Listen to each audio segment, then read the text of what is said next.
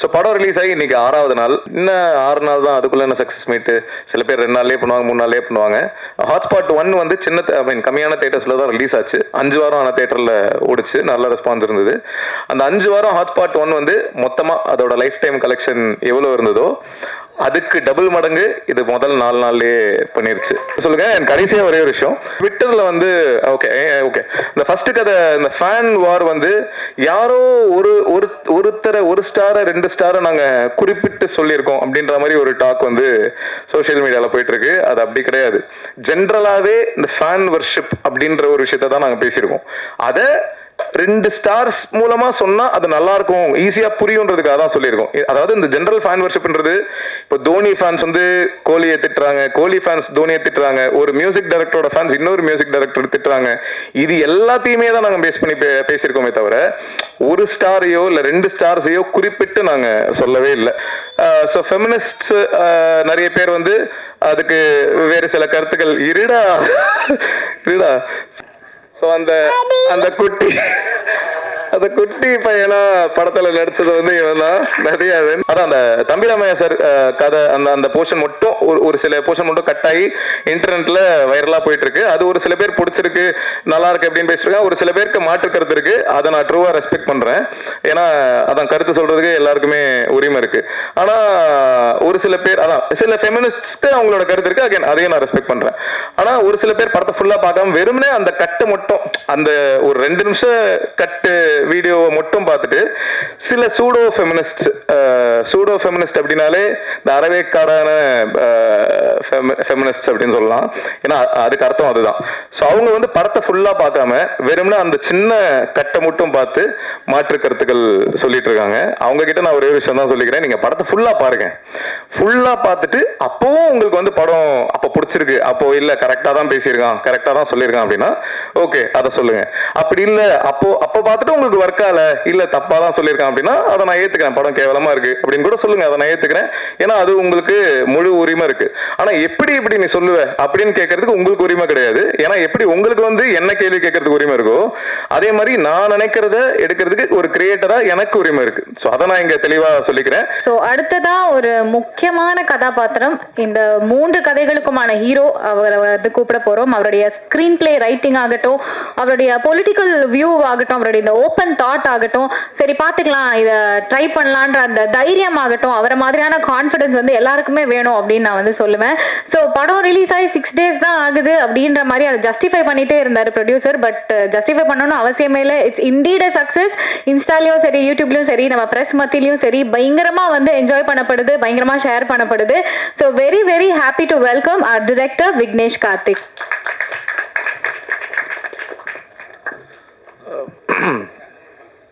எல்லாருக்கும் வணக்கம். Press media எல்லாருக்கும் வணக்கம். போன வாட்டி நான் அந்த ப்ரெஸ் ஷோலேயே ரொம்ப கம்மியாக தான் பேசினேன். ஏற்கனவே டயர்டாக தான் இருப்பீங்க. ஆனால் இன்னைக்கு கொஞ்சம் லென்த்தாக பேசிக்கலாமா உங்கள் பெர்மிஷனோட? தேங்க்யூ.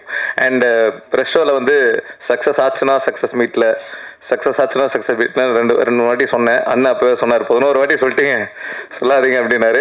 நீங்கள் சொன்ன மாதிரியே வந்துருச்சுன்னா அதுக்கு ரொம்ப நன்றி. Thank you so much. ஸோ படம் ரிலீஸ் ஆகி இன்னைக்கு 6வது நாள். இன்னும் 6 நாள் தான், அதுக்குள்ள என்ன சக்ஸஸ் மீட்டு. சில பேர் 2 நாள்லேயே பண்ணுவாங்க, 3 நாள்லேயே பண்ணுவாங்க. ஆனால் ஓகே இது 6வது நாள் அப்படின்னும் போது எதனால இது எங்களுக்கு சக்ஸஸ் மீட் அப்படின்னா, ஹாட்ஸ்பாட் 1 வந்து சின்ன கம்மியான தேட்டர்ஸில் தான் ரிலீஸ் ஆச்சு. 5 வாரம் ஆன தேட்டரில் ஓடிச்சு, நல்ல ரெஸ்பான்ஸ் இருந்தது. அந்த 5 வாரம் ஹாட்ஸ்பாட் 1 வந்து மொத்தமாக அதோட லைஃப் டைம் கலெக்ஷன் எவ்வளோ இருந்ததோ அதுக்கு டபுள் மடங்கு இது முதல் 4 நாள்லயே பண்ணிருச்சு.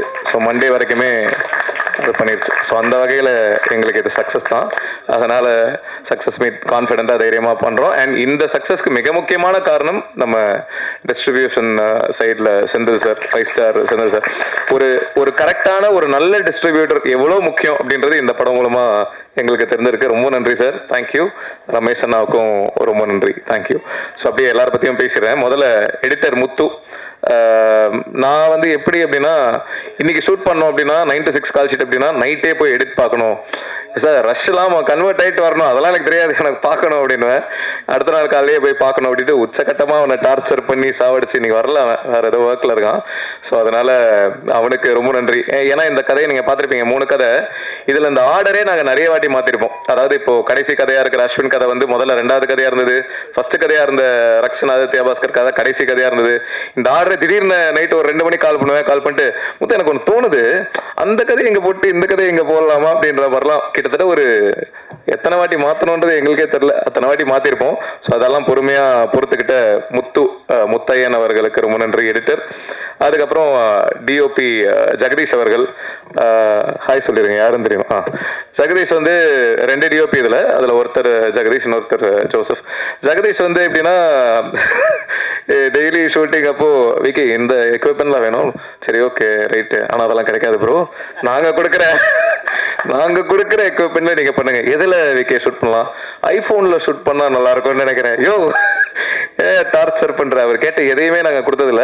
இன்ஃபேக்ட் லொகேஷன் வந்து ஒரே ஒரு சீன், அந்த எம்எஸ் பாஸ்கர் சார் ஃபோன் பண்ணி அந்த ஃபோன் கால் சீன் ஒன்று வந்து ரெட் ஹில்ஸ் பக்கத்தில் ஒரு ரோட்ல நைட் எஃபெக்ட்ல ஷூட் பண்ணோம். அது ரொம்ப டார்க்கா இருக்கும் அந்த ஏரியா.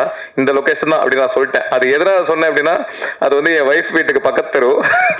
அதனால லொகேஷன் காஸ்ட் வந்து எங்களுக்கு ரொம்ப கம்மி, எந்த பிரச்சனையும் இல்லை. அதை தாண்டி அந்த இடம் நான் விஷுவலா இமேஜின் பண்ணியிருந்தேன், அது இப்படி இருந்தா நல்லா இருக்கும். ஒரு மாதிரி சைட்ல தண்ணி கிண்ணிலாம் இருந்தது.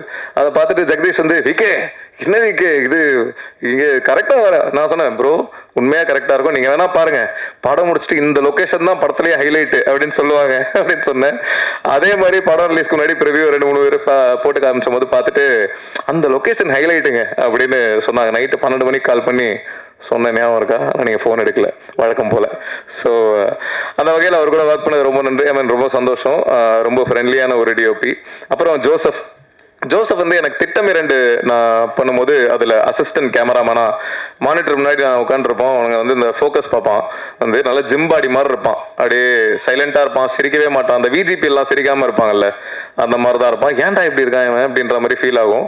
அங்கே இருந்து 2019 நினைக்கிறேன், அங்கேருந்து இப்போ 2026, இப்போ எனக்கு என் லைஃபோட ஒன் ஆஃப் மை பெஸ்ட் ஃப்ரெண்ட்ஸில் ஒருத்தனா அந்த அளவுக்கு மாறி இருக்கும். அண்ட் இந்த படத்தில் அவனை டிஓபியா போடும்போது ஒரு சில பேர் அவனை பயங்கர நெகட்டிவாலாம் பேசினாங்க முன்னாடி. ஸோ அவங்களுக்கு நீ வந்து ப்ரூவ் பண்ணிட்டே ஜோசப், அது எனக்கும் சந்தோஷம். தேங்க்யூ. அண்ட் இது வரைக்கும் நான் ஒர்க் பண்ண டிஓபிலேயே அமேசிங்கான ஷார்ட் டிவிஷன் சென்ஸ் இருக்கிறது ஜோசப்க்கு தான். இது வரைக்கும் நான் ஒர்க் பண்ண டிஓபியில் சொல்கிறேன்.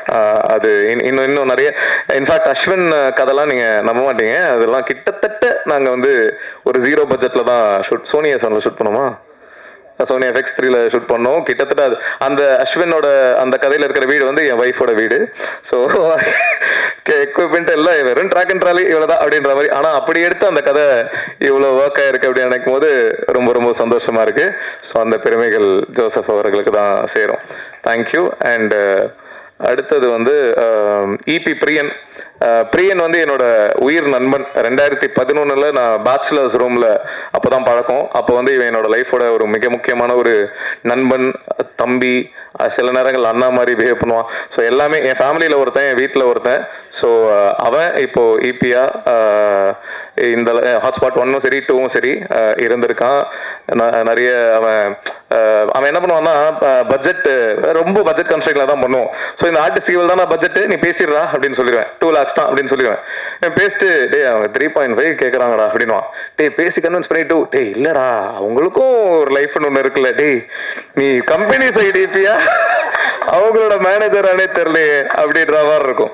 அவன் வந்து இந்த முத்து படத்துல வர ரஜினி சார் மாதிரி யாரு என்ன உதவின்னு கூப்பிட்டாலும் போயிடுற ஒரு கேரக்டர். அதனால கொஞ்சம் இபினா ப்ரொடக்ஷனுக்கு சார்பா வேலை செய்யணும் பிரியன், அடுத்த வாட்டி அதை கொஞ்சம் பார்த்துக்கோங்க. அதுக்கப்புறம் வந்து மேனேஜர் லியாக்கத் அலி, அவர் தான் இந்த படத்துக்கு மேனேஜர். அவர் வரல, பிஸியாக இருக்காரு. அவர் என்ன மாதிரி அப்படின்னா இந்த சென்னை 28ல் இளவரசு சார் வரல, அந்த மாதிரி ஒரு கேரக்டர் தான். பயங்கர ஃபன், அவரை வச்சு கலாய்ச்சிட்டே இருப்போம். ரொம்ப நான் பார்த்த மேனேஜர்ஸில் ரொம்ப எப்படி சொல்கிறது, ரொம்ப சின்சியரான ஒரு மேனேஜர்னு சொல்லலாம். ஆனால் உங்களுக்கு நன்றிண்ணா, தேங்க்யூ. அதுக்கப்புறம் ஆர்டிஸ்ட் யார் இல்லை, ஓகே ராபின், யூனிக்கான ஒரு கை. அவர் வந்து இந்த ஒரு ஹார்ட் அட்டாக் போர்ஷன் படம் பார்த்தவங்களுக்கு தெரியும், ஒரு ஹார்ட் அட்டாக் போர்ஷன் இருக்கும். அந்த போர்ஷன் ஷூட் பண்ணுறதுக்கு முன்னாடி வந்து ஹமரும் அந்த சீனில் இருக்காரு. ஷூட் பண்ணுறதுக்கு முன்னாடி வந்து ஃபுல்லாக அது பேர் என்ன தம் இல்லை சுருட்டு சுருட்டு அடிச்சுக்கிட்டே இருக்காராம். சுருட்டு அடிச்சு தம்மே வந்து ஒரு மாதிரி ஹார்ட் பீட்டை இன்க்ரீஸ் பண்ணும். சுருட்டு 2 சுருட்டு 3 அடிச்சுக்கிட்டே இருக்கான். அமர் கேட்கறான், ப்ரோ என்ன ப்ரோ அடிச்சுக்கிட்டே இருக்கீங்க, காலில் இருந்து அடிச்சு நைட் அந்த சீன் ஷூட் பண்றோம், காலில் இருந்து அடிச்சுக்கிட்டே இருக்கு. இல்ல ஹார்ட் அட்டாக் சீன் இல்ல, அதுக்கு தான் ஹோம்ஒர்க் பண்ணிக்கிட்டு இருக்கேன். ஐயோ செத்துக்கிட்டு போயிட்டா என்ன பண்றது அப்படின்ற மாதிரி இருந்தது. நல்ல வேலை ஹார்ட் அட்டாக் சீனு, வேற மாதிரி ஏதாவது ஃபர்ஸ்ட் நைட் சீன் தான் என்ன பண்ணிருப்பாருன்னு தெரியல. ஸோ உங்ககிட்ட கொஞ்சம் கேர்ஃபுல்லாக தான் இருக்கணும் ராபின். ரொம்ப இன்ட்ரெஸ்டிங்கான ஒரு கேரக்டர், நான் லைஃப்ல மீட் பண்ணதுலேயே பயங்கர சின்சியர், எதுவாக இருந்தாலும் அப்படி இறங்கி பண்ணணும் அப்படின்னு நினைக்கிற ஒரு ஆள். அப்புறம் கதிர், ஆதித்யா கதிர் வந்து எனக்கு அகைன் 2012-13 தெரியும். விஜய் டிவியில் மிமிக்ரி ஆர்டிஸ்டாக நான் இருந்தபோது அவரும் அப்போ தான் மிமிக்ரி பண்ண அண்ணன் கூடியனே ஞாபகம் இல்லை, தலைவா மிமிக்ரிலாம் பண்ணுவேன் தலைவா, அப்படியே பேசி காட்டுங்க அப்படின்னும் போது சில வாய்ஸ்லாம் பேசினாப்ல, நல்லா இருக்கியா என்னோட நல்லா பண்ணுறியா அப்படின்ற மாதிரி இருந்தது. அங்கேருந்து இப்போ ட்ராவல் பண்ணி நான் டைரக்ட் பண்ணி அவர் நடிக்கிறாரு அப்படின்னு நினைக்கும் போது ரொம்ப சந்தோஷமா இருக்கு. கதிர் உங்களோட அதான் கவுண்டர்ஸ் எல்லாமே தேட்டரில் செம்மையா ஒர்க் ஆகுதுன்னு நினைக்கும் போது ரொம்ப ஹாப்பி. தேங்க்யூ. அதுக்கப்புறம் சஞ்சனா வந்து இன்னும் ரொம்ப சின்ன பொண்ணு தான் அவங்க. ஷீஸ் ஏன்னா எப்பயுமே ஐயோ அது அப்படி ஆயிருமா, இது இப்படி ஆயிருமா சார், இது இப்படி இருக்கும். இன்னைக்கு ப்ரெஸ் மீட்க்கு வரதுக்கு சார் நான் எப்படி ஹோம்லியா சல்வார் போட்டு வரவா, ப்ரெஸ் ஏதாவது கேள்வி கேட்பேன், ப்ரெஸ் உங்களை பார்த்து எவ்வளோ பயப்படுறாங்க தெரியுமா, ஏதாவது இடக்கு உணவா கேட்டுருவாங்களா அப்படின்ட்டு அதெல்லாம் ஒன்றும் இல்லைங்க, ஜாலியாக வாங்க பார்த்துக்கலாம், ப்ரெஸ் எல்லாம் நம்ம ஆட்கள் தானே அப்படின்னு சொல்லி நான் தான் அவங்கள இது பண்ணேன். ஸோ அந்த வகையில் இன்னும் தமிழ் சினிமாவுக்கு தமிழ் பேசுகிற ஒரு அழகான ஒரு ஹீரோயினா கூடிய சீக்கிரம் நீங்கள் வருவீங்க, வாழ்த்துக்கள். பிரிகிடா ஏற்கனவே நிறைய வாட்டி சொல்லிட்டேன், அவங்களோட ஃபேன் நான். இந்த பவி டீச்சராக அவங்க பண்ணதுலேருந்து அவங்களோட ஃபேன். ஸோ ஃபைனலி 2-3 ப்ராஜெக்ட்ஸ் நாங்கள் பண்ணலாம் அப்படின்னு பேசியிருந்தோம். ஃபைனலி இந்த ப்ராஜெக்ட் நடந்துருச்சு. ஆனால் ரொம்ப சின்ன, ஆக்சுவலி அவங்க கிட்ட சொல்லும் போது கொஞ்சம் பெருசாக இருந்தது, அதை கொஞ்சம் சுருக்கிட்டோம். ஸோ ரொம்ப சின்ன ரோலாக போயிடுச்சு, கொஞ்சம் சுருக்கிட்டோம். கண்டிப்பாக ஃபியூச்சரில் I would like to do a bigger role with you. Bhavani Sri, அவங்களுக்கும் எனக்கும் அவங்க ஃபேமிலிக்கும் எனக்கும் ஒரு பூர்வ ஜென்மத்து பந்தம் இருக்குன்னு நினைக்கிறேன். ஏன்னா என்னோட முதல் படம் எத்தனை பேருக்கு தெரியும் தெரியல, அந்த படம் ஒரு மிகப்பெரிய டிசாஸ்டர். அதை நான் வந்து அரியா வயசுல பண்ண தெரியா தப்பு, ஏண்டா தலையில என்ன வைக்கல அந்த படத்துல பேரு. அந்த படத்துக்கு அப்புறம் நான் நிறைய எப்படி சொல்றது, நிறைய பாதிப்புகள், அசிங்கங்கள் அதெல்லாம் கடந்து அதை மாத்துறதுக்கு தான் யோர் ஷேம்ஃபுல்லி 1-2 அப்படின்ற ஷார்ட் ஃபிலிம்ஸ்லாம் பண்ணி, அந்த ஷார்ட் ஃபிலிம்க்கு அப்புறம் என்னோட கரியர் மாறி திட்டம் அங்கிருந்து. ஸோ அந்த படத்தை வந்து அத்திப்பட்டி கிராமம் மாதிரி அழிச்சிடலாம் அந்த முதல் படத்தை. ஆனால் அந்த படத்தை ப்ரொடியூஸ் பண்ணது வந்து பவானி ஸ்ரீயோட அம்மா, ஏஆர் ரெஹானா மேம், ஜிவி பிரகாஷோட அம்மா. ஸோ அவங்க தான் ப்ரொடியூஸ் பண்ணாங்க. அப்படி ஒரு டிசாஸ்டர் படம் கொடுத்துட்டு அதுக்கப்புறம் ஜிவி பிரகாஷை வச்சு அடியே படம் பண்ணதே எனக்கு பயங்கர, ஏன்னா இப்படி ஒரு சம்பவத்தை பண்ணிட்டு இப்படி நம்ம இவரை வச்சு டைரக்ட் பண்றோமே அப்படின்ற மாதிரி இருந்தது. அதுவே எனக்கு பயங்கர ஹாப்பியா இருந்தது. அண்ட் அந்த படம் அடியே ஹிட் தான், உங்களுக்கு தெரியும். கமர்ஷியலி தேட்டரிக்கலாவும் சரி, ஓவரால் ப்ரொடியூசருக்கு போட்ட காசுக்கு டபுளுக்கு மேலே வந்துருச்சு. ஸோ அதுக்கப்புறம் வந்து பவானி ஸ்ரீக்கு கதை சொல்ல போனபோது கதை கேட்டு அவங்க பிடிச்சிருக்குலாம் சொல்லிட்டு, எங்கள் ஃபேமிலியில் நீங்கள் ஒருத்தரை விடலை, இன்னும் ஒருத்தர் தான் பாக்கி, ரஹ்மான் சார் அப்படின்னாங்க. அதுவும் கூடிய சீக்கிரம் நடந்துருச்சுன்னா நல்லா இருக்கும் Bhavani. Very very happy working with you. ரொம்ப ஸ்வீட்டான ஒரு பர்சன் அவங்களும். ஆதித்யா பாஸ்கர், அவர் நம்ம கம்பெனி ஆர்டிஸ்ட்டுங்க. ஆனால் நாளைக்கு ஷூட்டிங் வரீங்களா ப்ரோ அப்படின்னா அந்த அளவுக்கு ஒரு ராப்போ, பயங்கர ஸ்வீட்டு. அவரை பற்றி நிறைய பேசிட்டேன். இப்போ ஒல்லி ஆயிட்டாப்ல, ஏதோ படம் கேரக்டருக்காக ஏதோ ஸ்கூல் பையன் மாதிரி ஏதோ ரோல் பண்ணுறாப்புலன்னு நினைக்கிறேன், அதுக்காக பயங்கரமாக ஒல்லி ஆயிட்டாப்ல. ஆனால் இந்த படத்தில் இருக்கும்போது அவர் ஒரு கருப்பா கலையா அழகா அப்படின்ற ஒரு ஃபேஸ் இருக்குல்ல. ஸோ எனக்கு இன்னொரு 3-4 இயர்ஸ், அவர் இன்னும் சின்ன பையனா இருக்காருல்ல, ஒரு 3-4 இயர்ஸ்க்கு அப்புறம் ரொம்ப சூப்பரான ஒரு ஹீரோ மெட்டீரியலா விஷால் சார்லாம் வந்த போது ஒரு ஜோன்ல இருப்பார்ல. ஸோ அந்த மாதிரி ஒரு செம்மையான ஒரு ஹீரோ மெட்டீரியலா கண்டிப்பா வர்றதுக்கான எல்லா ஃபீச்சர்ஸும் இருக்கு. ஸோ அதுக்கு வாழ்த்துக்கள். ஹீரோ ஆனதுக்கு அப்புறம் டேட்டு கொடுங்க, பெரிய ஹீரோ ஆனதுக்கு அப்புறம் டேட்டு கொடுங்க கண்டிப்பா. வாழ்க்கை வாயும் இப்படி பேசுறவங்கள தான் நம்ப கூடாது. அடுத்து வந்து ரக்ஷன், அப்படியே காப்பி பேஸ்ட் பண்ணிடலாம். நம்ம ஆதிக்கு என்ன சொல்றோமோ அது அப்படியே ரக்ஷன் எக்ஸாக்டா 2 பேரும் கிட்டத்தட்ட ஒரே மாதிரி தான். ரக்ஷன் ஷூட்டிங் ஸ்பாட்ல வந்து ஒரு போக்கிரி விஜய் சார் மாதிரி தான். என்ன போய் ப்ரோ இந்த மாதிரி பண்ணலாம் ப்ரோ, ஓகே ப்ரோ, சரி ப்ரோ, ஃபுல் டைம் இந்த சோன்ல தான் இருப்பாரு. எப்படி ஒரு மனுஷனால 24 மணி நேரம் இப்படி இருக்க முடியுதுன்னு எனக்கு தெரியல. அந்த வித்தையை எனக்கும் கொஞ்சம் கத்து கொடுத்தீங்கன்னா நல்லா இருக்கும். ரொம்ப ஜாலி அவரோட ஒர்க் பண்ணது. அதாவது அவர் ஷூட்டிங் மாதிரியே இருக்காது, ரொம்ப ஜாலியாக அவங்க பாட்டுக்கு ஃபன் பண்ணிக்கிட்டு இருப்பாங்க. என்னெல்லாம் என்ன கலாச்சாரம்னு தெரில, ஃபுல்லாக சிரிச்சுக்கிட்டே தான் இருப்பாங்க. அதுக்கப்புறம் அஸ்வின் அவர்கள். அஸ்வின் அந்த உங்கள் எல்லாருக்கும் தெரிஞ்சிருக்கும் அந்த ஆடியோ லான்ச்சு. அந்த ஆடியோ லான்ச்சில் அவரை திட்டின பல பேரில் நானும் ஒருத்தன். அவரை கண்டபடி திட்டிருக்கேன், எப்படி இப்படி பேசலாம் அப்படிலாம் பயங்கரமாலாம் திட்டிருக்கேன். அதுக்கப்புறம் எங்களுக்கு ஹாட்ஸ்பாட் 1க்கே நாங்கள் அவரை கேட்டோம். அப்போது சில விஷயங்கள்லாம் ஓகே, அது ஆக்சுவலி அந்த ஆடியோ லான்ச்சுக்கு முன்னாடி இப்போ கேட்டோம். அதுக்கப்புறம் தான் அது பண்ண முடியாமல் போயிடுச்சு. அதுக்கப்புறம் அதுக்கப்புறம் தான் அந்த ஆடியோ லான்ச் நடந்தது. அதுக்கப்புறம் தான் திட்டி அந்த ஜோனில் இருந்தோம். அதுக்கப்புறம் 1.5 வருஷம் கிட்ட ஆயிடுச்சு. அப்புறம் இந்த கதை வேற ஒரு கதை பண்ணும்போது சரி இந்த கதைக்கு அஸ்வினை கேட்கலாமா அப்படின்ற மாதிரி இருந்தது. ஆனால் நம்ம இவ்வளோ திட்டி இருக்கோமே அவரை எப்படி கேட்கலாமா வேணாமா அப்படின்ற தாட்லாம் எங்களுக்குள்ளேயே இருந்தது. சரி பரவாயில்ல, 1.5 வருஷம் ஆயிடுச்சு, 2 வருஷம் ஆயிடுச்சு, பீப்புள் எவால்வ். எல்லாருமே அது தெரியாமல் ஒரு ஃப்ளோவில் ஒரு எந்தூசியாசமில் நானே நிறைய சம்மந்தமே இல்லாமலாம் பேசியிருக்கேன். ஸோ எல்லாருமே பீப்புள் சேஞ்சில். ஸோ அதனால் அவர் அதை கண்டிப்பாக தெரிஞ்சு பண்ணல. அது இட் வாஸ் எப்படி ஒரு ஓவர்வெல்மிங் மொமெண்ட்டில் அவர் அறியாமல் நடந்த ஒரு விஷயம் தான் அப்படின்றது எனக்கு அப்படிதான் இருந்திருக்கும் அப்படின்ற ஒரு புரிதல்ல சரி ஓகே சும்மா கேட்போம் அப்படின்னு சொல்லிட்டு கால் பண்ணேன். இந்த மாதிரி ஒரு கதை சொல்லணும் அப்படின்னு சொல்லிட்டு சொன்னேன், மீட் பண்ணலாம் அப்படின்னா. அப்போ அவர்கிட்ட சொன்னேன், ப்ரோ உங்களை எப்போ அந்த ஆடியோ லான்ச்ல எப்படி நிறைய பேர் திட்டினாங்களோ அதில் திட்டின பல பேரில் நானும் ஒருத்தன். எனக்கும் உங்கள் மேலே பயங்கர கோவம் இருந்தது. நானும் உங்களை கண்டபடி திட்டிலாம் இருக்கேன். இதை நான் உங்ககிட்ட இப்போயே சொல்லிடுறேன். ஏன்னா அதுக்கப்புறம் யாராவது உங்ககிட்ட வந்து இதை சொல்லி அப்படின்னு இருக்கக்கூடாதுன்றதுனால அப்போவே நான் ஃபுல்லாக கிளியராக சொல்லிட்டு, ஆனால் இப்போ நீங்கள் அதை புரிஞ்சிருப்பீங்கன்னு நினைக்கிறேன் அப்படின்னு சொல்லி தான் மீட் பண்ணும்போது அதை சொன்னேன். சொல்லிட்டு அதுக்கப்புறம் கதை சொன்னதுக்கப்புறம் அது பிடிச்சி அது பண்ணுற மாதிரி தான். அதுக்கப்புறம் ஆனால் ஹாட்ஸ்பாட் 2 ஹேப்பன்டு. ஸோ அஸ்வின் அதான் ஏற்கனவே சொல்லிட்டாங்க, நான் காலைல 5:30 மணிக்கு வந்தார்ல, அதுதான் அவர் வந்து உச்சக்கட்ட சின்சியரு, பயங்கர பங்க்சுவல்.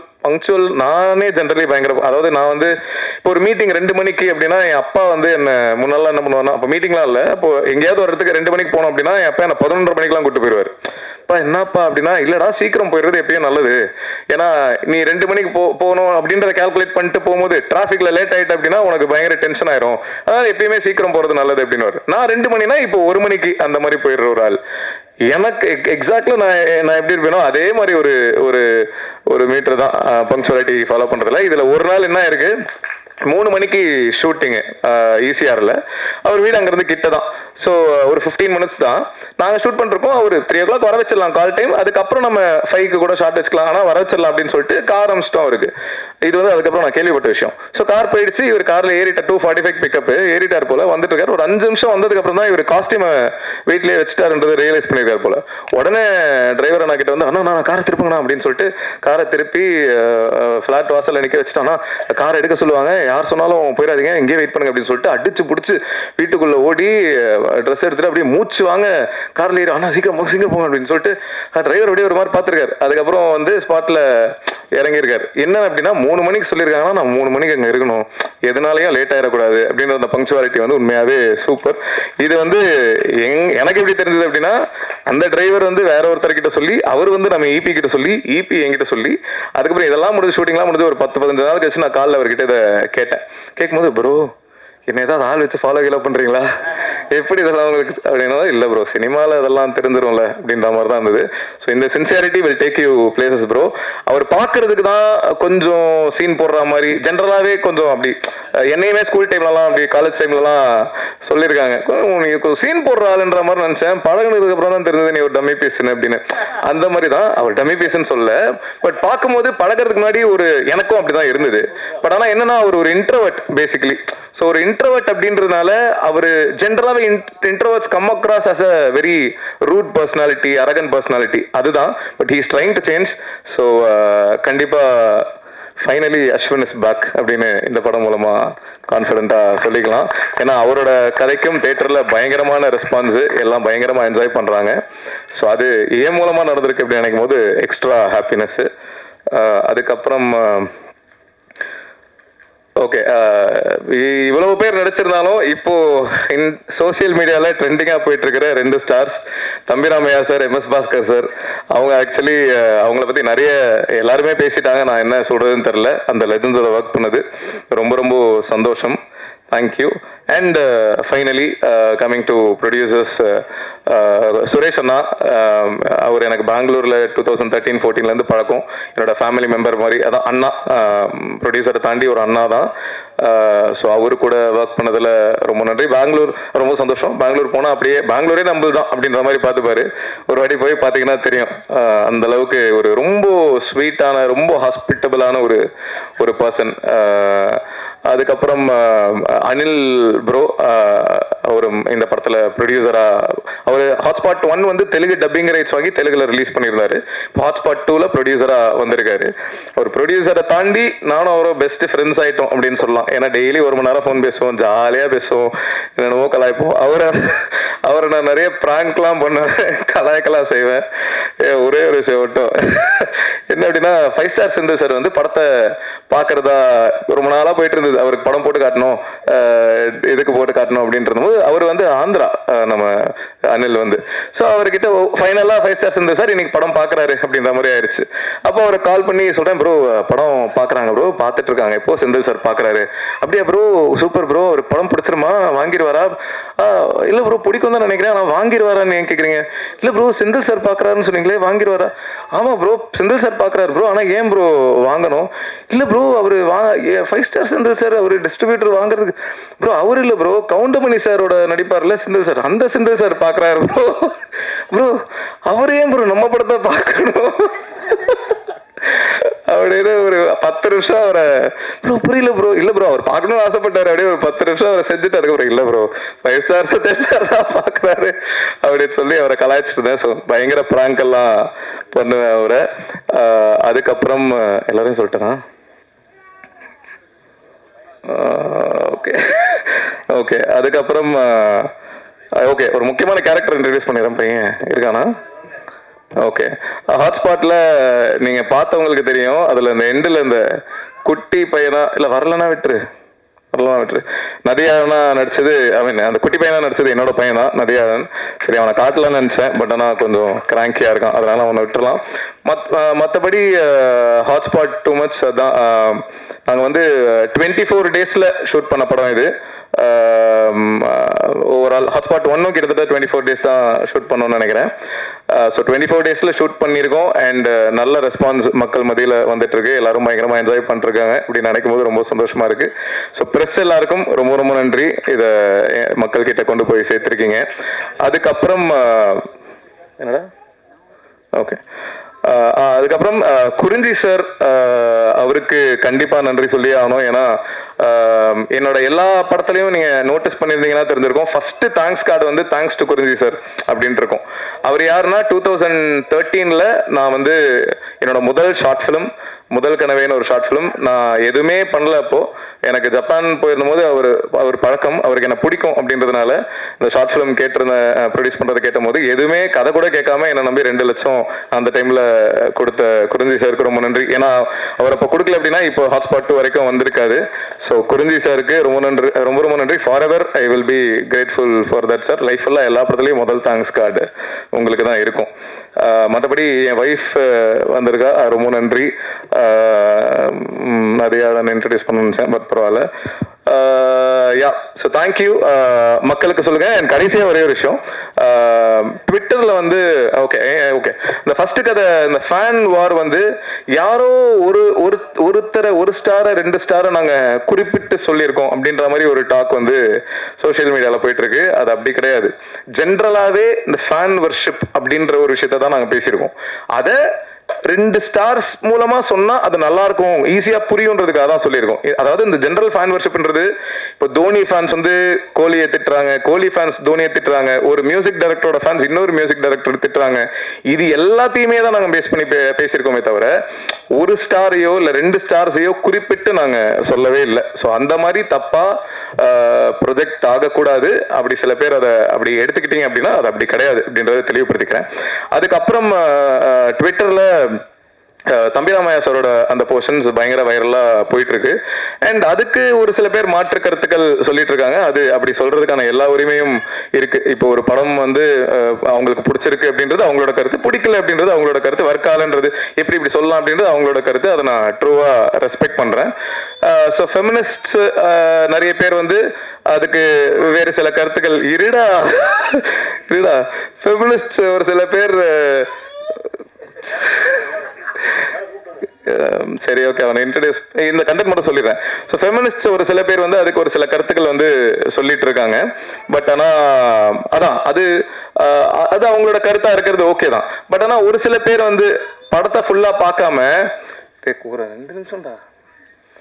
பட் ஒரு சில பேர் வந்து அதான் அந்த ஃபெமினிஸ்ட் சரி வாடா ஸோ அந்த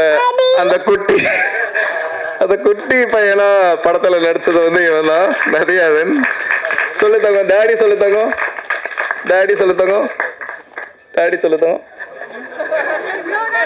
இவ்வளோ நேரம் சொல்லிட்டு இருந்தியாடா. சரி ஓகே, இவர் தான் நடிச்சிருந்தாரு. ஸோ இவர் இன்ட்ரடியூஸ் பண்ண போதுமா? ஹாப்பியா? ஓகே.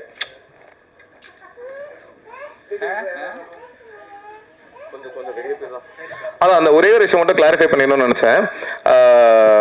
அதான் அந்த தம்பிராமையா சார் கதை அந்த போர்ஷன் மட்டும் ஒரு சில போர்ஷன் மட்டும் கட் ஆகி இன்டர்நெட்ல வைரலாக போயிட்டு இருக்கு. அது ஒரு சில பேர் பிடிச்சிருக்கு, நல்லா இருக்கு அப்படின்னு பேசிட்டு ஒரு சில பேருக்கு மாற்று கருத்து இருக்கு. அதை நான் ட்ரூவா ரெஸ்பெக்ட் பண்றேன். ஏன்னா அதான் கருத்து சொல்றதுக்கு எல்லாருக்குமே உரிமை இருக்கு.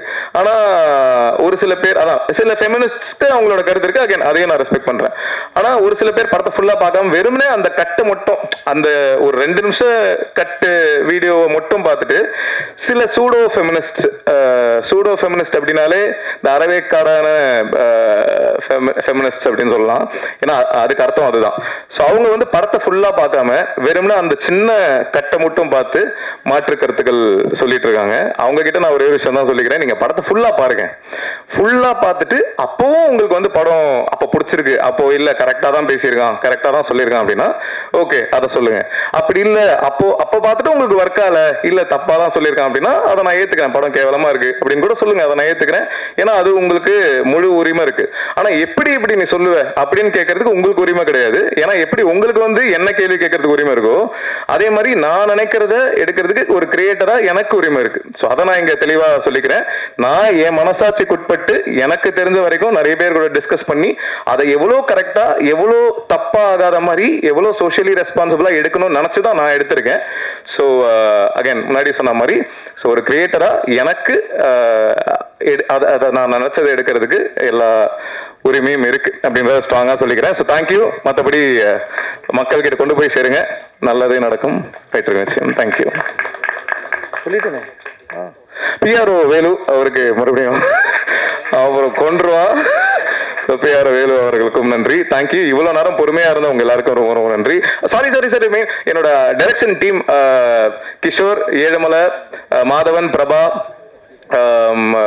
கஜஸ்ரீ,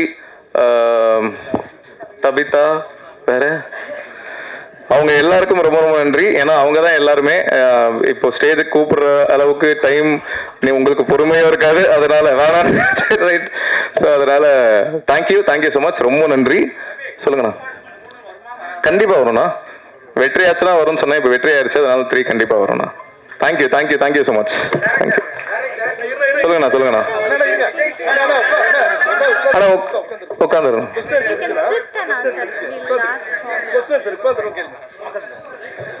சொல்லுங்கண்ணா. Well success. சொல்லுங்கண்ணா. ஆமாண்ணா.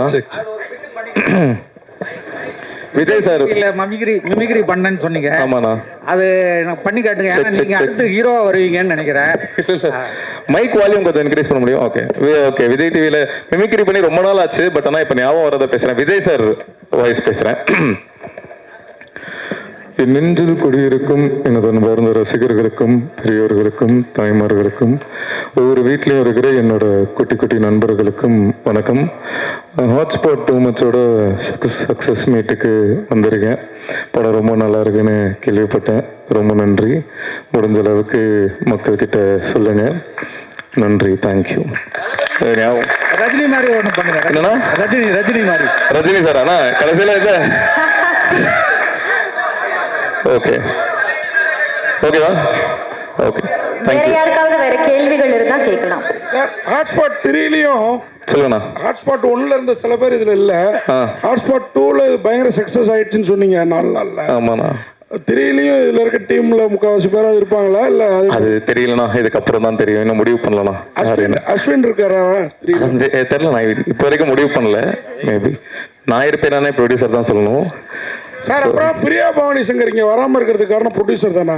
ஏன்னா அவங்க எந்த ப்ரொமோஷனும் இல்லையே, ஜோடியா அவர் கூட போட்டீங்கன்ற வருத்தம் இருக்கும்னு நினைக்கிறேன். பிரியாவாணி சங்கர் வந்து ஒரிசால ஷூட்டிங்ல பிஸியா இருக்காங்க, அதனால தான் வர முடியல. சார் அப்புறம் இன்னொரு கேள்வி சொல்லுங்கண்ணா. மங்காத்தா உங்களுக்கு வந்து பாதிப்பு தந்தது? ஏன்னா திரௌபதி வந்து அவர் சொல்லிட்டே இருக்காரு எல்லா மேடையிலையும், மங்காத்தாவால தான் நான் வந்து எதிர்பார்த்த வெற்றி அடையல அப்படின்னு. ஆனா நீங்க வந்து மற்றவங்கலாம் கூட தேங்க்ஸ் கிவிங் மீட்டிங்னு வைப்பாங்க, நீங்க சக்சஸ் மீட்னே போட்டிருக்கீங்க. அதை எப்படி பாக்குறீங்க? உங்களுக்கு மங்காத்தா பாதிப்பு தரலையா? இல்ல, மங்காத்தா பயங்கரமா ஓடிட்டு இருக்கும் போதும் எங்க படம் வெற்றி ஆயிருக்கு, அதுதான் எங்களுக்கு சந்தோஷம். ஏன்னா இந்த 4 நாள் சூப்பரா பண்ணிருக்கு. அதான் நாங்கள் எதிர்பார்த்ததை விட பெட்டராகவே பண்ணியிருக்கு. ஆனால் மங்காத்தா வராமல் இருந்தா இதை விட ட்ரிப்பிள் பண்ணியிருக்கோம் அப்படின்ற ஒரு விஷயம்தான். ஸோ அது ஒரு சின்ன வருத்தம் இருக்க தான் செய்யுது. பட் ஆனால் பாலா சொன்ன மாதிரி தெரியும் சேர்ந்து வந்திருந்தா இதில் பாதி தான் நாங்கள் பண்ணியிருப்போம். அதனால ஓகே அப்படின்றது தான். எல்லா படத்துக்கும் வந்து 2 நாள் 3 நாள் வசூல்லாம் போடுறாங்க, 100 கோடி 200 கோடி 50 கோடி. உங்க படத்துக்கான வசூல் என்னன்னு நீங்க வசூல் போடுறது ப்ரொடியூசர் தான் போடணும். அவங்க மேபி இந்த வாரத்தில் போடலாம். 100 கோடிலாம் இல்லைண்ணா, என்னண்ணா அநியாயமா இல்லையா? ஓகேண்ணா, தேங்க்யூண்ணா. Thank you so much. ஒரு பிக்சர் மொமெண்ட் படத்தோட டீமோட சேர்ந்து.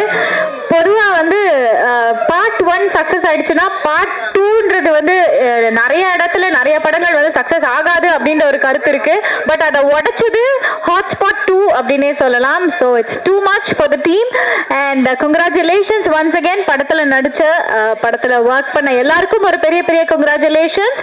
ஸோ சொன்ன மாதிரி பார்ட் 3 கூடிய சீக்கிரம் நாங்கள் எதிர்பார்த்துக்கிட்டே இருக்கோம். அதுவும் வந்து மிக மிக பெரிய வெற்றி அடைய வாழ்த்துக்கள். And hotspot too much is still running on theatres. Book my ஷோல 9.1 ஸ்டார் வாங்கியிருக்கு. ஸோ டெஃபினட்டா எல்லாருமே போய் பாருங்க. இட்ஸ் வர்த் வாட்சிங், such an entertaining movie. Enjoy பண்ணி பார்க்கலாம். Enjoy the movie in theatres guys. Thank you so much for the wonderful event.